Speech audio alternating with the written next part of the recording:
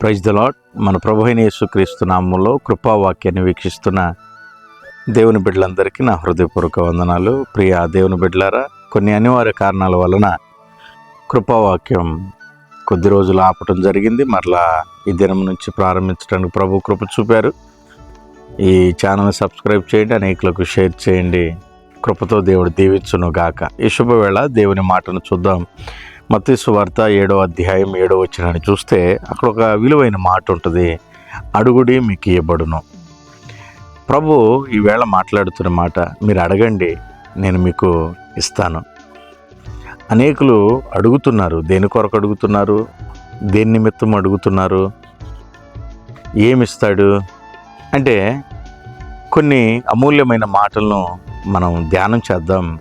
అది మొదటిగా ఆయన ఎలా అడగాలంటే, మత్తయి సువార్త 8వ అధ్యాయం 2వ వచనంలో చూస్తే కుష్ఠరోగి యేసయ్యను చూసి ఒక మాట అన్నాడు, అయ్యా నీకు ఇష్టమైతే నన్ను శుద్ధినిగా చెయ్యి. మనం ప్రభువుని ఎలా అడగాలంటే, ప్రభువా నీకు ఇష్టమైతే, ప్రభువుకి మనం ఇష్టముగా ఉంటే చాలండి. ప్రభువుకి ఇష్టమైనది మనకిస్తాడు. అప్పుడు కుష్ఠరోగితో ప్రభు అంటారు, నువ్వు శుద్ధుడు అవటం నాకు ఇష్టమే అన్నాడు. మనం పాపంలో ఉండి, కన్నీళ్ల మధ్య ఉండి, ఇబ్బందుల్లో ఉండి, ఇరుకులో ఉండి మనం అలలాడిపోతూ ఉంటే ఏ తండ్రి ఓర్చుకోలేడు. ఈవేళ ప్రభు చెప్తున్నమాట, అడగండి. ఎలాగా? ఆయనకి ఇష్టముగా అడగండి, ఆయన మీకు చేస్తాడు.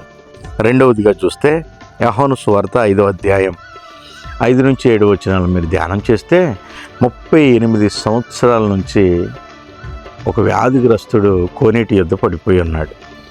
అతగాడి దగ్గరికి ప్రభు వెళ్ళినప్పుడు అతగాడు ఎన్నెన్నో విషయాలు ప్రభుతో చెప్పాడు. అప్పుడు ప్రభు అన్నాడు, అయ్యా ఇది కాదు, నీకు అసలు స్వస్థపడాలని ఉందా లేదా అన్నాడు. ప్రభువుని ఎలా అడగాలి? ఆయన మీద ఆధారపడి అడగట ప్రారంభిస్తే ఆయన నీకు ఇస్తాడు. ఆయన మీద ఆధారపడు, మనుషుల మీద కాదు, ఈ లోక బాంధవ్యాల మీద కాదు, ఎవరెవరో కాదు. వాక్యం అంటది కదా, నా దక్షిణ హస్తము చేత నేను నిన్ను ఆదుకుంటాను అన్నాడు. ఆయన ఆదుకునే దేవుడు, అసహించుకునే దేవుడు కాదు.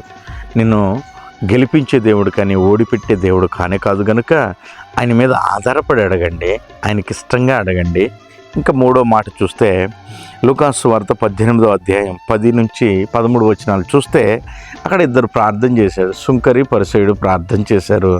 వాళ్ళిద్దరు ప్రార్థనలో ఒక వ్యక్తి తన యొక్క గొప్పతనాన్ని దేవునికి ప్రదర్శిస్తూ ఉన్నాడు. ఈ రోజున ఎవరు గొప్పోళ్ళు? ప్రభువుకి ఎవరు గొప్పోళ్ళు అండి? నేను నీకు కొత్తిమీరలో, పుదీనాలో, అన్ని విషయాల్లో దశంభాగం తీసిన వాడిని కదా అని తన గొప్పను ప్రదర్శించాడు. మరొక వ్యక్తి ప్రార్థన చేస్తాడు, అయ్యా కనులెత్తుటకు నాకు యోగ్యత లేని వాడిని ప్రభువా అన్నాడు. నువ్వు దేవుని అడిగేటప్పుడు దీనుడు పోయి అడగండి, ప్రభు నీకు ఇస్తాడు. ఈనాటి అంశం, అడుగుడి మీకు ఇస్తా. ఎలా అడగాలి? ఇష్టంగా అడగాలి, ఆయన మీద ఆధారపడి అడగాలి,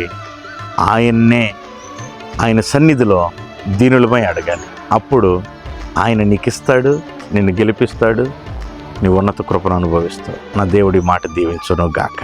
ప్రార్థన చేసుకుందాం. దయగల తండ్రి, నీ బిడ్డల వాక్యాన్ని వీక్షించారు. అడిగిన వారన్నిటికీ మీరే ప్రత్యుత్తరాన్ని దయచేయమని యేసునామమున అడుగుచున్నాడు తండ్రి. ఆమెన్. God bless you. దేవుడు దీవించును గాక. ఆమెన్.